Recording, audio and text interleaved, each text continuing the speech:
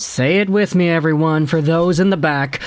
Beagle, Roussel, Eriksson, the 2021 9th overall pick, the 2022 47th overall pick, and the 2023 7th round pick from Vancouver. This was the trade return that Arizona received on July 23rd, 2021, in exchange for Conor Garland and Oliver Ekman-Larsson. This season, I guess you could go out there and say that OEL and Garland have not necessarily been the best.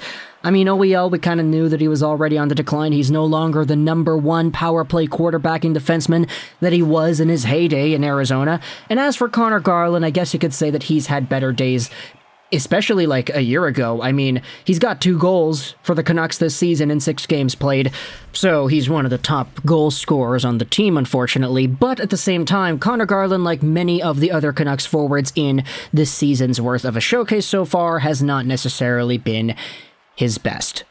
Which is why we're making this video of pain for Vancouver fans all across BC, Canada, North America, and all.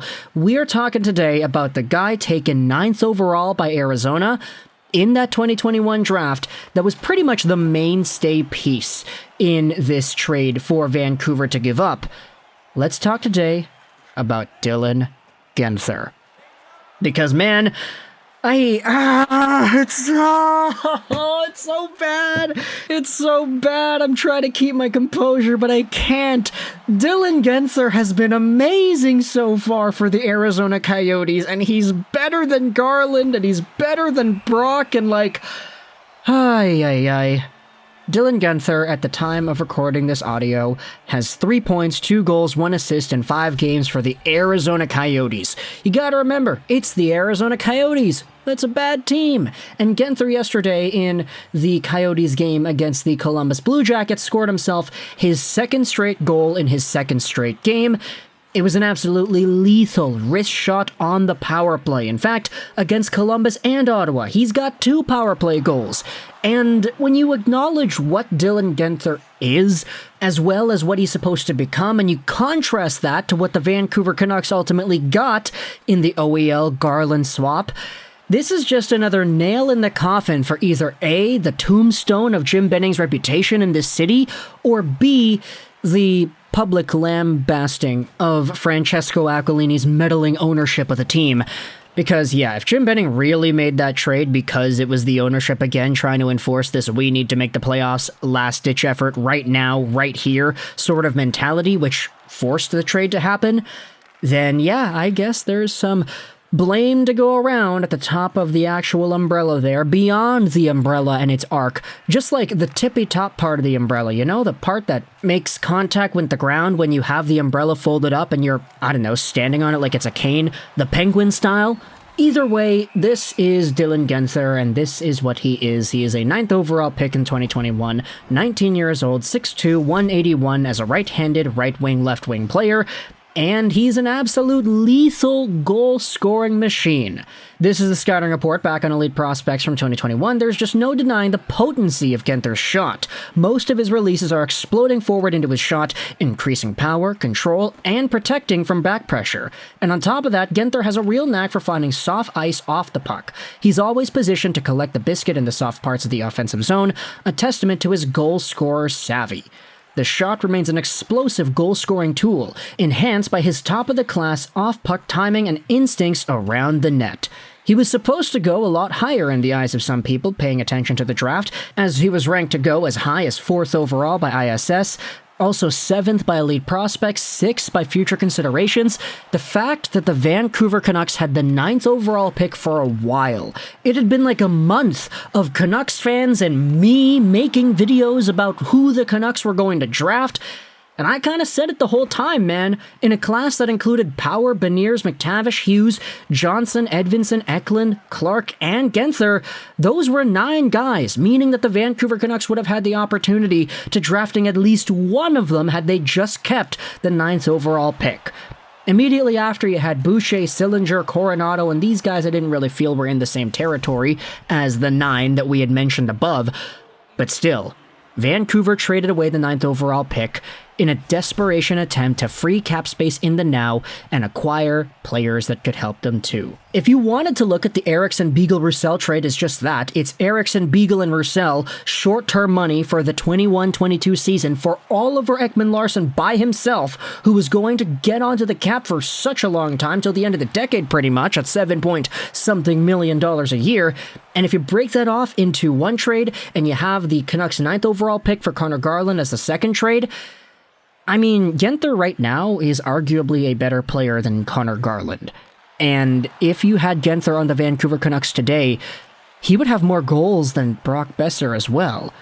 This is a guy that, honestly, the way he is right now as a 19-year-old, he's already a bona fide top 9 player for the Arizona Coyotes. Now, I know it's Arizona, but, still, he's going out there and he's doing well. He's getting results.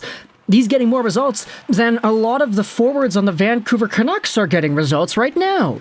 And he's 19. The goal he scored yesterday against Columbus, the little toe drag he does when receiving the puck before shooting it top shelf.